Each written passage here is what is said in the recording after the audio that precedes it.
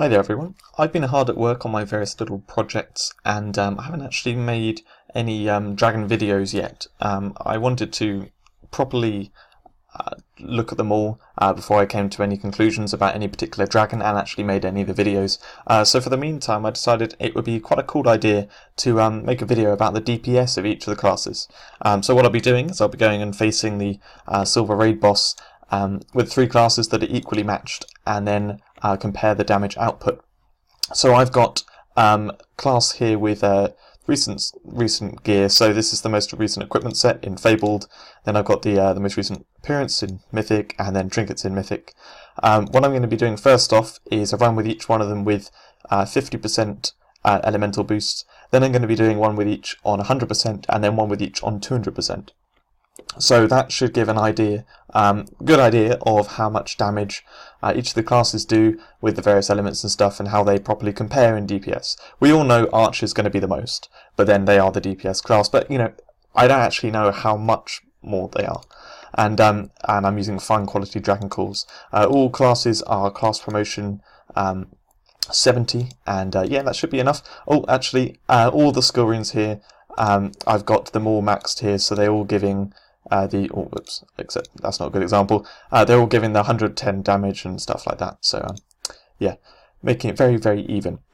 So the wizard setup. Oh, and just one last thing to note. So I'll be doing it invincible, and then actually timing it for 1 minute. So I will stop attacking after 1 minute, and then take a look at the damage. Yes. So the wizard setup here mainly revolves around Master of Ice, giving the 200% water bonus. Because right now I only have 50% of all the different elements, this is a huge bonus, and yeah, the whole build is going to be around water. So that's actually, I think, going to pretty much be the case even as we increase the stats, just because water stat will go really high as well. So I'm using Empowered Frozen Sphere, nice spammable skill, does very decent damage. I'm using Water Beam, because this actually changes the base damage to water, so it's 630% water, and with a cooldown of 7 seconds, this is a really nice single target attack. Flame Cannon instead of Greater Water Matter Bolts. When I looked at the numbers, they worked out as they roughly even at this point. Flame Cannon will be more powerful, so I increase the elemental stats, so I'm just going with Flame Cannon the whole way through. And in case you're wondering, oh, yes, sorry. This is all theoretically, so if you can come up with a better way of how to do more damage, then well done, you're cleverer than me. But I'm just doing theoretically how I think you can get the most DPS out of a class, and I'm not going to bother with like Mimic and stuff. Right, so I'm using Flame Cannon, and then Healing Shrine as well. This does a crazy amount of damage, and it's water, so it's tripled. Well, not tripled, slightly over doubled. And yes, so I'm going to be placing this as well to get a lot of damage output, and then obviously Mimic there. Flame Breath here, I may bring in when the fire stat is higher. I'll have to test. Won't be showing those runs, actually. I'll only be showing the 50% runs, and then I'll just be showing the damage from the others, because otherwise this video would be too long. And so yeah, this does some quite nice damage. It does 400% fire. However, because I'm going to be switching between Healing Shrine and Flame Breath, I think when I've only got a 50% fire bonus, it's not going to be worthwhile my time wasting time switching skills. So this is the setup I'm going to go. Let's go on to the run. So just one little playing note, because I'm not going to be able to talk when I do the run. It's very important that you line up Healing Shrine with Master of Ice. This does a crazy amount of damage, and you need to make sure you hit it when you use the Master of Ice. They both got long cooldown, and yeah, you need to line the two of them up to get the best damage output. So I'm going to rush in now and start the timer. So immediately open with Master of Ice. Use the highest damage skills to begin with. Also, Water Beam before Flame Cannon, even though Flame Cannon does very, very good damage. Just because of the lower cooldown means you can get more skills off if you go with Water Beam first. So right now my Master of Ice is not active, so I'm not going to use Healing Shrine until it is. And one last note about Healing Shrine is, even if it walks out of the Healing Shrine, it will still take damage from it. So yeah, it's very, very nice damage. Just make sure you use it on the boss to begin with, because otherwise it's not going to hit the full damage potential. I've got 20 seconds to go now. going to use Flame Cannon because I haven't got Master of Ice out. Oh, why has it slowed me? Better be getting hit by hitting a shrine there. I'll just move back a tiny bit. Okay, we've got 7 seconds. 6. And then we're going to stop attacking. Okay, there we go. Now let's have a look at the damage. I did 106 million. Next, I'm going to be taking Archer in there. Now, Archer builds, I just want to improve the damage here. It's another 50% elements. So yeah, Archer builds mainly focus around fire because it's these two skills, Mark of Ignition and Scorching Arrows. These both add a crazy amount of damage output onto the overall thing here. And yeah, so it's mainly those two skills there. Also using a Power Blasting Shot because that's the best one of the Sniper, and obviously you want to use Sniper because of the damage boost. And then I'm using Pierce as well, the Scorin on there, the new one. It just adds a bit of damage on. And then the only other skill really that breaks the DPS barrier is Water Volley. And I'm saying Water Volley instead of Empowered Rapid Fire because it's slightly more powerful and shoots slightly faster. So since I have the same element boost, it's better. But there is one thing about it that's kind of annoying, and that is it doesn't work with the other skills. So here, the Empowered Blasting Shot, that will only activate the extra bit of damage. Will only activate on basic attacks. It won't activate on any arrows from volley. And then also Scorching Arrow stacks don't come off volley, so you want to make sure you don't you keep those 3 stacks on at any one time. And then the main thing here is Mark of Ignition. That does a crazy amount of damage extra onto each shot, but that doesn't work on volley. So basically, as long as you've got Mark of Ignition on the target, there's no point using volley. It just won't match the damage. So the only time I may be using this Water Volley is when Mark of Ignition isn't active. I basically won't be using it very much. Now, I'll also be using Water Illusion here, the decoy Scorin, and that's to keep the boss at a distance so I can keep my damage high from range. However, in practice you probably do this with the dragon and you won't use decoy. But yeah, I'll have to do that because I don't want any damage coming from a dragon. So yeah, I'll use Scorching Arrows, then switch to that at the start. So let's go on with a run. Also, what I'm going to do is I'm going to stack these buffs.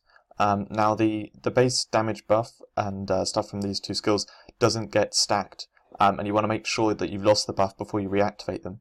However, the extra buff from the skill runes does get stacked, so I'm going to use that for that. Yes, so let's place the decoy, Mark of Ignition, and now we just go with basic attacks. That's going to be my main game here. So I'm watching for when the Water Illusion dies, just going to replace it there. Now I'm looking at the top left to see when the stacks are gone. I'll only use the buffs again when the stacks are gone, because otherwise they're not going to reapply properly. Now we want another Water Illusion. Here I can use the stack straight away. Oh, I didn't set the timer. Okay, let's go again. Okay, I should be set up right. We'll do this. We'll do this right this time.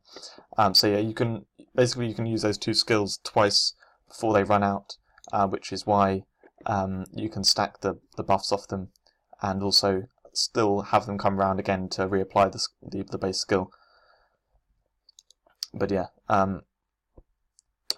you can also place your decoy quite cleverly if you no, okay. You want to make sure you place the decoy behind it, so that if it does rush, like do the charge attack, that it won't go towards you and cause you to need to run around and stuff. Yes, it's good if you can try to get it against a wall in some way. However, that can be difficult in practice. But you can see here, I've now placed it so it's going to go against the wall.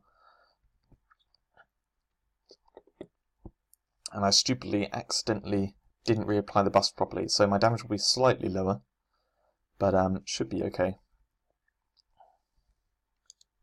Right, okay, and it's done. Let's have a look at the damage. It was 236 million. Looking at a night build here, the main damage is going to focus around Wild Swing. Wild Swing, you can use it so frequently, and it just does an insane amount of damage. Yeah, if you can get your nature bonus high on a night, you're going to massively increase your damage output. There's also Volcano Eruption, which is very good for damage there as well, which is another one of the like mark of ignition, is that they haven't been released properly yet. They've only come out as a quite expensive bundle thing. And then I'm also going to use Empowered Fireblade, which I'm not a massive fan of. It actually does less damage than Wild Swing, I think. But yeah, I'm going to be using that sort of between my Wild Swings, just like Volcano Eruption. However, I'm going to prioritize this. Now I'm using Inquisitor just for the attack rate boost. The actual extra damage there is almost nothing. But yeah, the attack speed boost should be very nice, just to do some extra damage output when that occasionally happens. And then I'm going to use Ember Glow and then switch it to Empowered Meteor Dash. That's simply to close in on the boss if it gets away. I'm not going to use that for damage output at all. That's just literally to close in on the boss. I don't have to use any defense skills, obviously, because I am going to play Invincible. However, you probably would need to, in reality, use some defense skills to survive better, and so you wouldn't be able to go all damage like I am right now. But I want to work out the maximum DPS of the class. So yeah, let's go in and do the run. Alright, I'm going to start by doing Ember Glow, and then we're going to run in and start the timer. Right, so I need to, prioritize Wild Swing. Really should be. Actually, I can kind of just use that non-stop, can't I? Yeah. Well, I might use a bit of Maim, but I think mostly I'm just going to be Wild Swinging it. Volcano Eruption should be really good. I can see, is the fire damage going off? Do I need to run closer, maybe? Anyway. I'll review this and make sure I've done it right, but I should be doing it just about right. Knights aren't my strong point. I don't really know what I'm doing with them. Well, I say that. I can play it, okay. I do know what I'm doing with them. It's just, if someone wanted asked me to draw up theoretical stuff about knights, I wouldn't really know what to say about it. Just spam, spam, spam, come on. Oh, and I didn't start the timer. Are you serious? Ah! I'm sorry for my little outburst there. I just did another run properly, and yeah, 53 million is the amount. I'm going to do that a couple more times just to be sure that that is the right number. I have a feeling I could probably play it a bit better, make sure that all the hits connect and all that kind of stuff. So yeah, I'm going to do that and get an average on it, and then also do runs with the other percentages, and then I will show you my findings. Here are my findings after lots of testing. So here's the 50%, here's the 100% element, and then here's the 200% element. You've got the Wizard, Archer, Knight. And yeah, so what you can see from our findings so far, we've got 60 million for a Knight, 110 million for a Wizard. So Wizards do about double, and then Archers do a little bit over double that. Remember, this is with all the skill runes, you know, even the ones which are hard to get, all of them maxed. So with the 100%, Wizard doesn't go up by actually that much. I tested without the Healing Shrine, and the Healing Shrine actually adds 30 million onto the overall damage output. So yeah, it would be 106 million without. And I tried with Flame Breath, and actually that did more than with the Healing Shrine. Flame Breath really comes into its own when it comes to the 200% as well, because overall, proportionally, your water damage is going up by less than the fire damage is, because you're using that Master Device bonus, and that's why it looks kind of weird in these steps. But anyway, point is, Flame Breath is actually slightly better. That's instead of the Healing Shrine, I was using it. Didn't try using the two of them together. I figured that switching around skills was not going to be worthwhile, so I just literally used it instead of the Shrine. So anyway, looking at the 100% here, as you can see, Archers go up by a lot. Well, sorry, by 60-something million. Knight goes up by hardly anything at all. There really isn't much Knight elemental damage going on, and so as you can see, it only goes up to 100 million. Wizards go up by slightly more, it's 65 million or so, but anyway, as you can see, Archers still go up by over double, are over double Wizards, sorry, and yeah, they go up consistently. What I was talking about how loads of the damage comes from Mark of Ignition and Scorching Arrows, you can see here, the difference in damage with no Mark of Ignition is so much, and then also with Scorching Arrows even more. That's like 150 million that Scorching Arrows add on. Anyway, that's it for this video. I'm going to finish now because we're coming up to 15 minutes, so thanks very much for watching, and I will see you in a video soon.